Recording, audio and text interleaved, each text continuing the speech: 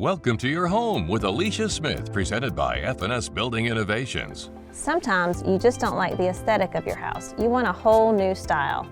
These folks at Smith Mountain Lake had a really contemporary style, which is really popular at the lake, but they wanted it to have a craftsman feel. So that's what we did here.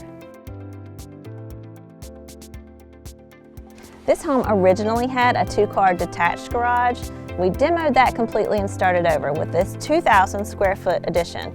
It has a garage, a shop, laundry, pantry, office, so much space for them to work with. So for this to transform to a craftsman style, one of the things we did was add a nice forest green board and batten siding that always adds a nice clean look. We added new ashlar flat stone. That stacked stone is so pretty and a great complement to board and batten siding. And adding this whole new front porch that has a timber frame design completed the look. A really simple way to make a really big statement is have a beautiful front door. This walnut door is 8 feet tall with gorgeous glass side lights, so it lets a little bit of light in but still gives privacy.